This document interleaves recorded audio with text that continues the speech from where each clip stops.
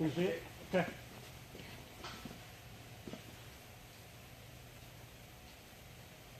So we're going to start meeting every morning. This meeting today and tomorrow are going to be a little bit different because we got a lot of stuff to cover. So we're going to meet 7 o'clock tomorrow morning, sharp. Don't be late.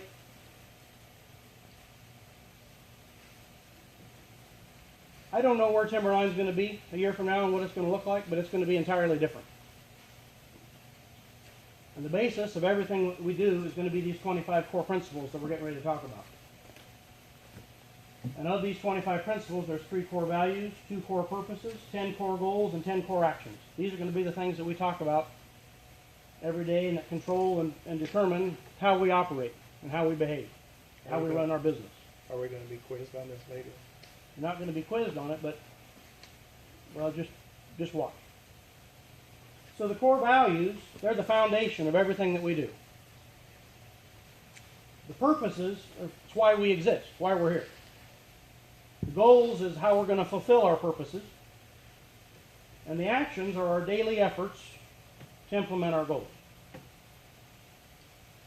So our core values, the foundation of everything we do. Number 1 is honor for God in all that we say and do.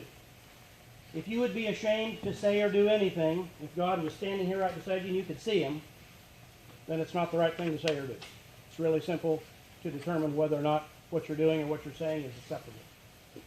Number 2 is service and respect for others, our customers, our co-workers, and our community. And number 3 is humility, willingness to say, I was wrong, I'm sorry, how can I fix it? Our core purposes, there's only 2. This is why we exist, why we show up every day. Number 1 is to serve our customers with excellence.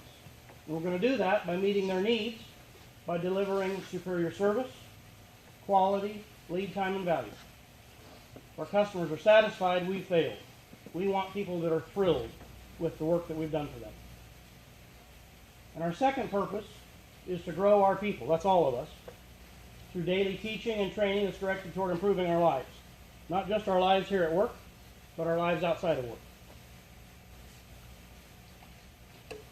Our core goals, remember there's 10 of them. These are the first 5. And these are how we fulfill our purposes that we just talked about. Remember, our purposes were to serve our customers and grow our people. So our goals are to increase throughput. Very simply, throughput is the rate at which we ship products. We can increase throughput in 2 ways. We can do the same amount of work in a shorter amount of time, or we can do a larger volume of work. In our case, we need to do both. So right now, if it takes 2 days to get an order through the shop, we need to compress that. Our goal is to cut it in half, get it through the shop in 1 day. We also want to do more volume. Goal number 2 is to see waste and to recognize it. If you don't recognize it when you see it, you can't do anything about it. Once you've seen it and recognized it, we want to cut it in half. Ideally, we'd like to eliminate all waste. But waste is a part of everything we do, and the reality is it's very difficult to eliminate it. So our goal is always to cut it in half. Inventory reduction. At Timberline, we have 2 kinds of inventory. We have the raw material inventory, which is the hardware and the plywood and the lumber. And we also have work in process inventory. So as soon as Joel starts to cut something, it's work in process until it is done and shipped, or in the warehouse ready to ship. So we reduce work in process inventory by shortening the amount of time that it takes to get through the shop. We don't want stuff sitting around in process waiting to be completed. From the time we start it to the time that Mark checks it off as this work order is complete, we're constantly wanting to compress that time. Number 5, we want to do everything faster, simpler, and safer, while always improving the quality of everything we do. Number 6, continuously improving. Number 7, daily learning. Number 8, leaving everything better than we found it.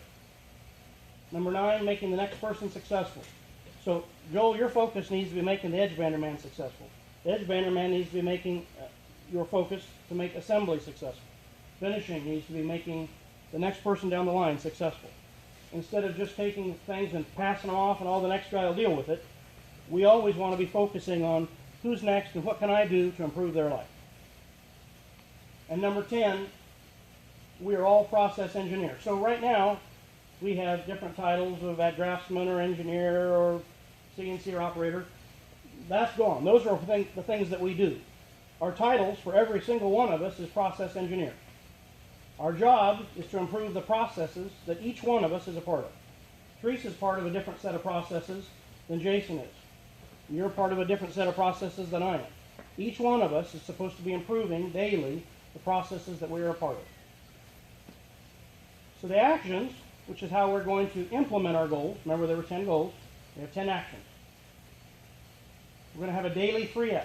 3S stands for sweep, sort, and standardize. Sweeping means it's a deep clean, so every time you do a task, when you're done with it, you clean up your mess. In the morning, the very first 15 minutes of every morning, we're going to be sweeping, sorting, and standardizing.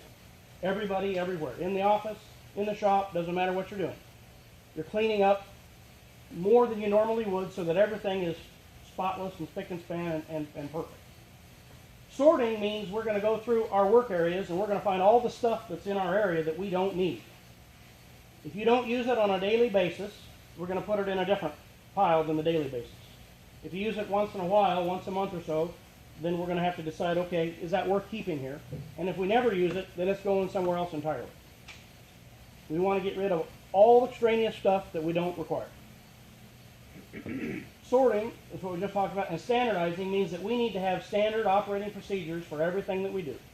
So that anytime anybody goes to any different place in the business to do any job, very quickly, because we'll have a standard operating procedure for the different tasks, anybody can step in and do a task very quickly, and we're all doing it in exactly the same method, getting the same result.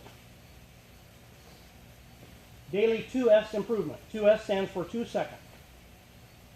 I'm expecting and requiring that every single person here finds a way to improve some process that you're a part of and save yourself 2 seconds a day. It's so small that anybody can accomplish it. So I'm creating the expectation that everybody creates an improvement.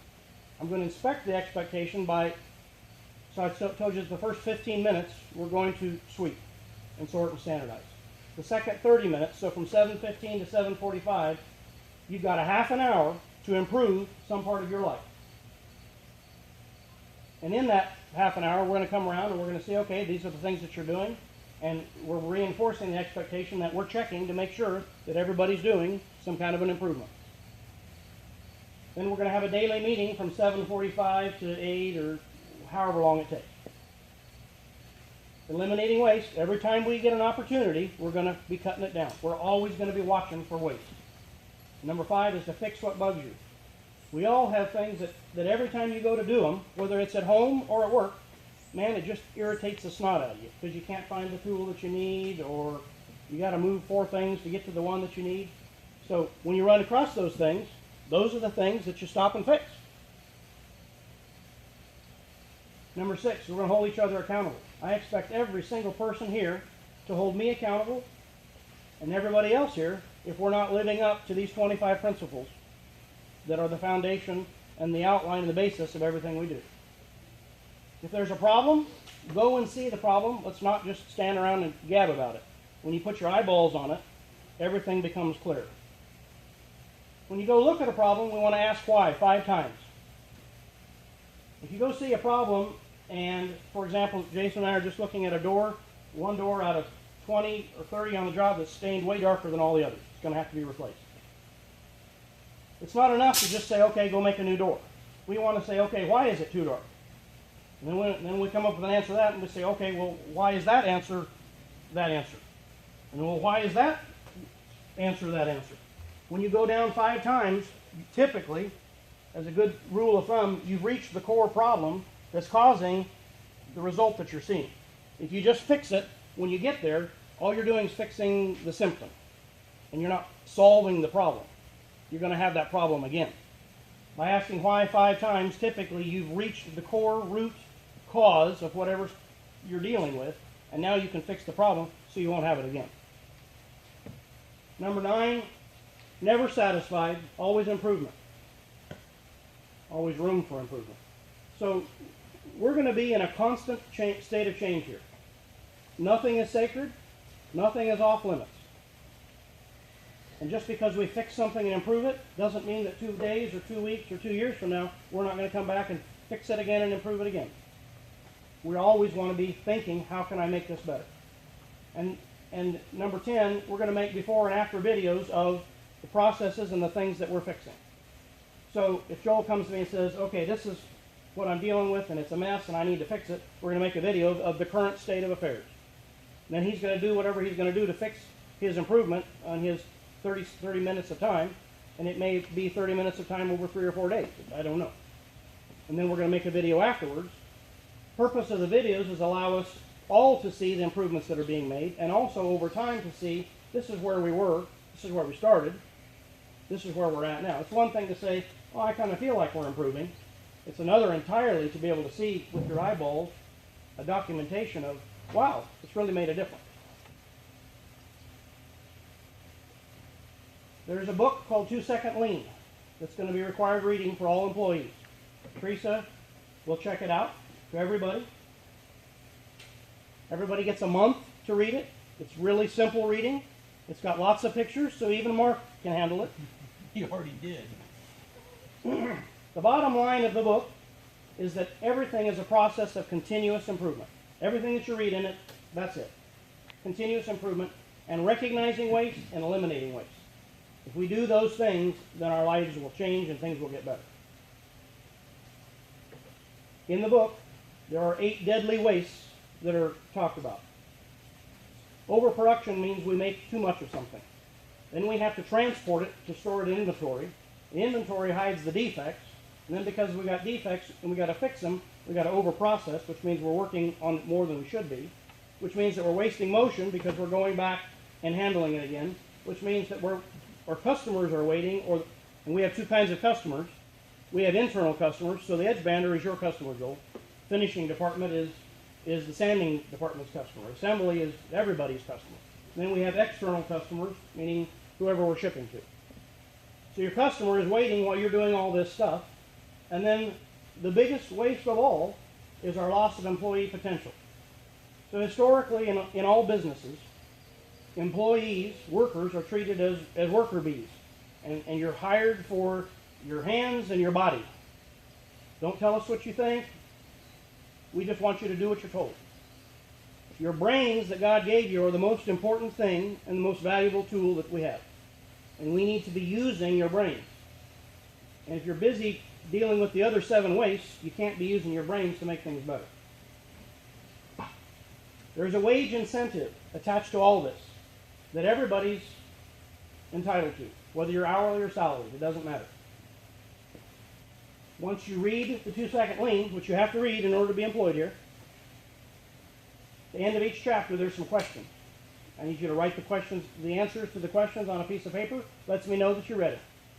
And you memorize those 8 wastes that we just talked about. If you're hourly, you get 50 cents an hour, and if you're salary, it's $1,000 a year. 50 cents an hour and $1,000 a year, they're the same, within 40 bucks. And then if you memorize the 25 principles that we started out with, it's another 50 cents an hour or $1,000 a year for salary. I want this stuff to be